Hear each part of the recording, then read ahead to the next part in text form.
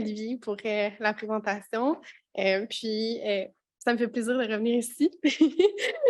Aujourd'hui, je vais parler d'un sujet complètement différent. Puis j'ai la chance de vous présenter les prémices de ma thèse parce que je suis au passage accéléré au doctorat. Euh, J'imagine que c'est comme ça, oui.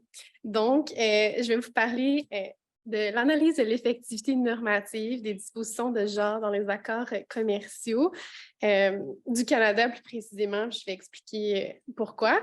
Et dans le cadre ici, j'ai décidé de prendre une étude de cas qui est l'accord Canada-Chili, parce qu'évidemment, c'est assez volumineux. Sinon, mon analyse, c'est que j'ai pris juste un accord pour le cadre de la présentation. Donc, tout ça est découlé pour moi d'une problématique que j'ai constatée au fur et à mesure de mes lectures.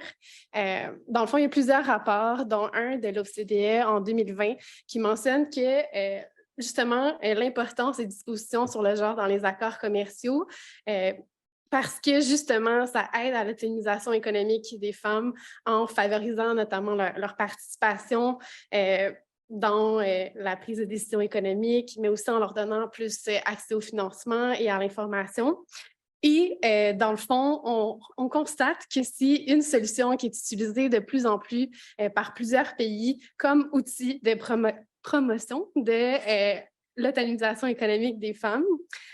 Justement, en 2020, on recensait déjà 80 accords commerciaux régionaux qui parlaient explicitement d'égalité des genres ou de femmes. Donc, c'est déjà vraiment, vraiment bien. C'est encourageant. Mais ma thèse est venue du fait que, dans le fond, on est aussi ambivalent quant à l'écriture de ces dispositions-là, parce que souvent, on constate que c'est imprécis, c'est non obligatoire, mais puis justement, que le fait que le langage, comment il est présenté puis qui est porté dans les différents accords, bien, ça a une portée limitée qui engendre soit peu ou très peu d'effectivité au niveau juridique, entre guillemets, parce que, justement, ça entraîne des débats juridiques, puis ça empêche peut-être la mise en œuvre. Mais moi, je voulais essayer de voir et de prouver que ça pouvait quand même peut-être avoir des effets ou d'autres portées. Donc, mon projet, il vise à analyser les pratiques d'inclusion des clauses de genre dans les accords que le Canada fait et qui fait partie, puis notamment plus précisément sur la manière dont ces clauses-là sont rédigées et s'ils ont le potentiel de produire un effet juridique. Donc, je ne vais pas analyser l'effectivité sur le terrain. Ce n'est pas l'objectif de ma recherche. Ça pourrait être une recherche qui est intéressante, par exemple, par la suite, mais je voulais me concentrer sur les textes en premier. Donc, peut-être pour continuer. Donc, ma question de recherche que j'ai élaborée en ce moment, c'est la pratique d'inclusion des clauses relatives au genre incluses dans les accords de libre-échange permet-elle au Canada d'atteindre ses objectifs énoncés, notamment dans la politique internationale féministe? Puis ici, c'est dans le cadre de l'accord Canada-Chili plus précisément. Puis mon hypothèse, c'est que non, que ça ne participe pas réellement à une meilleure effectivité normative parce que justement, ces clauses-là, ils sont trop imprécises, trop peu contraignantes ou trop recommandatoires, puis qui ne répondent pas complètement aux objectifs que le Canada s'était fixés au départ. Et rapidement, je vais vous parler un petit peu de la politique internationale féministe qui a été, dans le fond, mise en place en 2017. Puis pourquoi je vous en parle, c'est parce que le Canada s'engage dans cette politique-là à suivre un programme commercial progressiste qui va tenir pleinement en compte de l'égalité des genres dans les négociations commerciales, d'où cette pertinence-là. Puis, une autre pertinence, c'est que ça fait partie aussi des objectifs de développement durable des Nations unies. C'est l'objectif 5 sur l'égalité des genres et de l'autonomisation économique des femmes. Fait que je voyais toute la pertinence à mon projet de recherche. Et description de mon projet, ça va peut-être vous éclairer un petit peu. Je vous parle rapidement de ma première partie, mais dans le fond, ça ne fera pas partie de l'analyse de l'accord. Mais l'objectif de mon projet global, c'est en première partie, j'assiste au compte-rendu des négociations des accords actuels. Fait que dans le fond, j'analyse ces accords-là en fonction de justement comment le Canada essaye d'inclure les dispositions sur le genre, c'est quoi les difficultés qu'ils rencontrent quand ils négocient avec certains pays. Puis, je pense que ça va me permettre de justement aller plus loin dans ma réflexion puis dans mon analyse des données que je vais recueillir parce que dans ma deuxième partie, dans le fond, je fais partie d'un plus grand projet qui est Humanity, qu'on appelle, qui est fait par la professeure Dufour, qui, elle ressource dans un logiciel d'intelligence artificielle qui s'appelle NVivo, tous les accords commerciaux régionaux, et pas juste régionaux, mais tous les accords. Mais moi, dans le fond, j'ai pris une petite pointe, puis je voulais analyser les accords plus précis du Canada, mais vraiment toutes les dispositions de genre.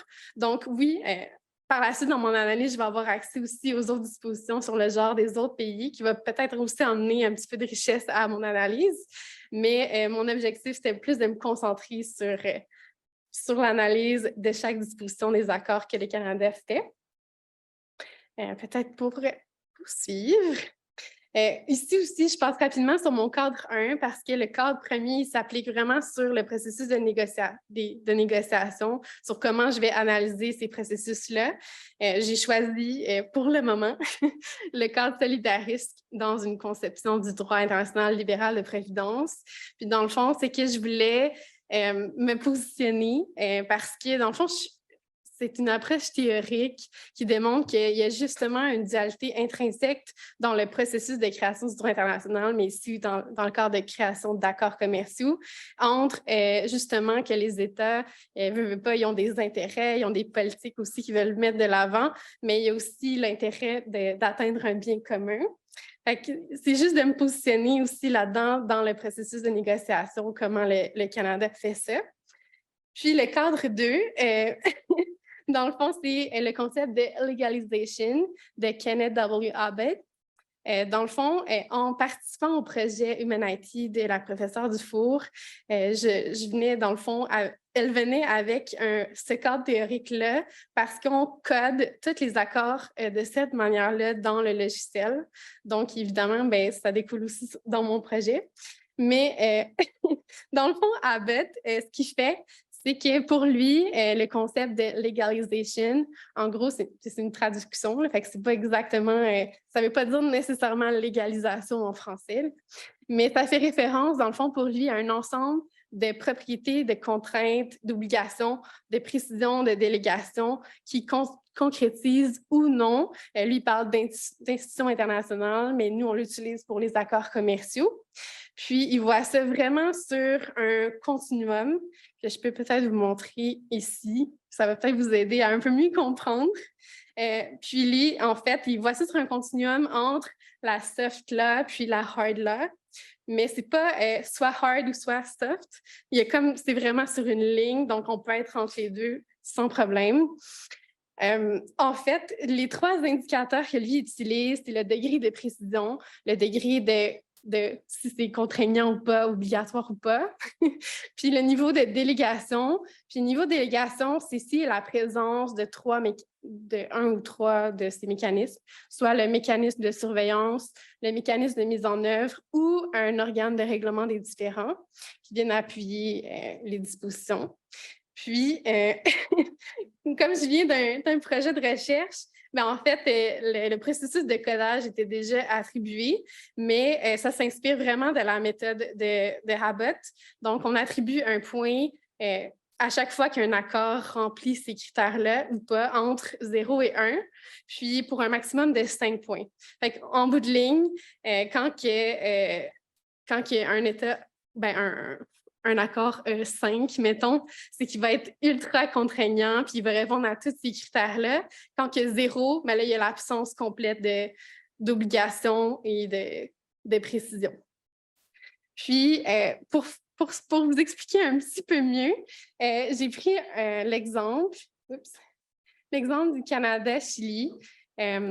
Dans le fond, j'ai choisi celui-là parce que c'est le premier accord à contenir un chapitre complet sur le genre, ce qui est vraiment, vraiment bien. Fait que dans le fond, il y a 8 articles complets sur le sujet.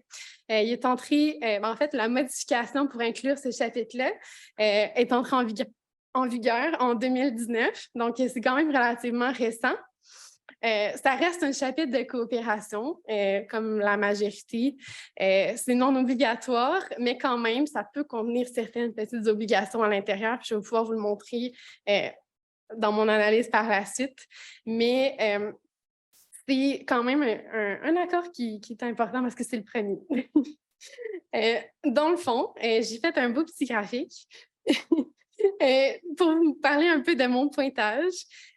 En gros, je prendrai un exemple d'un article, mais c'est ça. J'ai attribué les points pour chacun des articles du chapitre.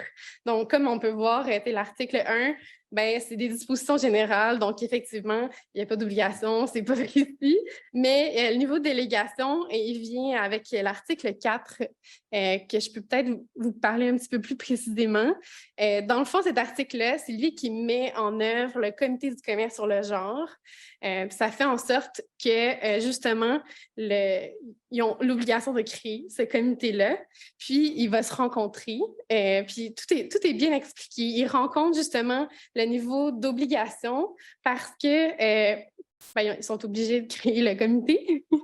Et ils rencontrent le niveau de précision parce qu'on parle directement des mesures, de comment on veut le mettre en œuvre. C'est précis. On parle de la périodicité des rencontres du comité, des rapports qu'il va devoir émettre. Donc, ici, ils rencontrent le degré de précision. Puis le niveau de délégation, en fait, c'est qu'il y a un mécanisme de mise en œuvre à l'intérieur de cet article-là qui octroie au comité, justement, comme mandat de s'assurer de la mise en œuvre du chapitre. Donc, en gros, j'ai fait ça pour chaque article où ce que j'ai analysé. Normalement, c'est ça se fait dans le logiciel, donc c'est beaucoup plus simple. Mais pour le cas ici, je l'ai fait manuellement. Mais globalement, même si l'article 4 est quand même pas si mal, il y a un code de 3 sur 5, c'est globalement l'article... Oups, je vais peut-être changer comme ça.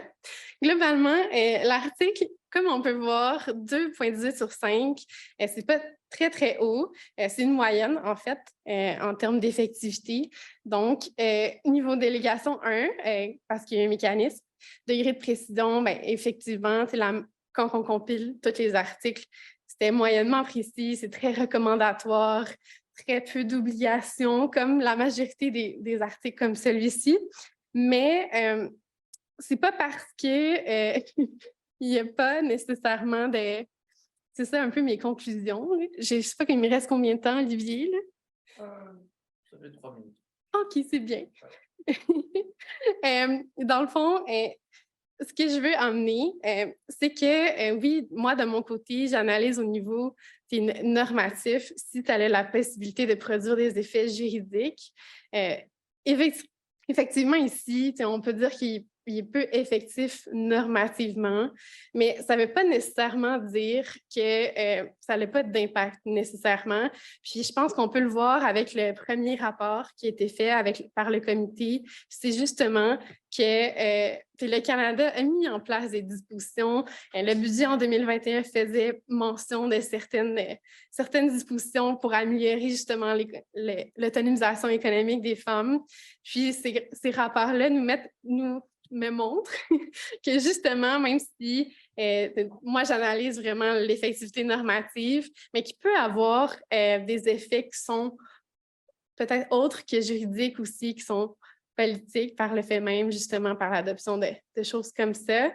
Donc, peut-être pour conclure, même si c'est de la soft law de manière générale comme celui-là ici, ça ne veut pas nécessairement dire que c'est mauvais. Puis en droit international, on le voit souvent. Souvent, on va utiliser la soft law pour peut-être inclure davantage des pays à un accord. Mais mon objectif, c'est de voir si on ne pourrait pas améliorer ça puis rendre ces chapitres-là peut-être avec un petit peu plus d'obligations. Puis il y a des pays qui l'ont fait, notamment l'Union européenne avec certains pays d'Afrique. Fait que ce sera tout. Puis je pense que l'analyse des négociations va peut-être apporter plus, dans le fond, au contenu que ces accords-là me donnent en termes d'analyse. C'est tout.